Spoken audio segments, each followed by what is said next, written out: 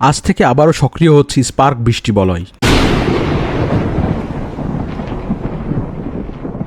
উত্তরাঞ্চলে তীব্র বজ্রপাত, কালবৈশাখী ঝড় আর ভারী বৃষ্টির আশঙ্কা বাড়ছে। কোন কোন এলাকা সবচেয়ে বেশি ঝুঁকিতে আছে, কোথায় বাড়তে পারে তাপপ্রবাহ, সব বিস্তারিত থাকছে আজকের আবহাওয়া আপডেটে। আপনি কোন জেলা থেকে ভিডিওটি দেখছেন কমেন্টে জানিয়ে দিতে পারেন। আজ 13 মে 2026 রোজ বুধবার। চলুন দেখে নেওয়া যাক আজ সারাদিনের আবহাওয়ার সর্বশেষ পরিস্থিতি। আজ দেশের বেশ কিছু এলাকায় আকাশ থাকবে আংশিক মেঘলা। বিশেষ করে রংপুর, সিলেট, ময়মনসিংহ ও রাজশাহী বিভাগে মেঘের পরিমাণ তুলনামূলক বেশি থাকতে পারে। তবে দিনের বিভিন্ন সময় মেঘের ফাঁকে ফাঁকে রোদের দেখা মিলবে। আজ দেশের বিভিন্ন এলাকায় বজ্রবৃষ্টির সম্ভাবনা রয়েছে। সবচেয়ে বেশি ঝুঁকিতে রয়েছে সিলেট, ময়মনসিংহ, রাজশাহী ও রংপুর বিভাগের বেশ কিছু এলাকা। এসব অঞ্চলের মধ্যে কোথাও কোথাও মাঝারি থেকে ভারী বজ্রবৃষ্টি হতে পারে। এছাড়া ঢাকা বিভাগের কিছু এলাকাতেও হালকা থেকে মাঝারি বজ্রবৃষ্টির সম্ভাবনা রয়েছে। দেশের অন্য এলাকাগুলোতেও বিচ্ছিন্নভাবে দুই এক জায়গায় বৃষ্টি হতে পারে। আজ বৃষ্টিপাতের সম্ভাব্য এলাকাগুলোতে মাঝারি থেকে তীব্র বজ্রপাতের আশঙ্কা করা হয়েছে। কিছু এলাকায় কালবৈশাখী ঝড়ও হতে পারে। এই ঝড়ের গতি ঘন্টায় 50 থেকে 70 কিলোমিটার পর্যন্ত উঠতে পারে। দুই এক জায়গায় এর চেয়ে বেশিও হতে পারে। ভারী বৃষ্টির সঙ্গে দুই এক জায়গায়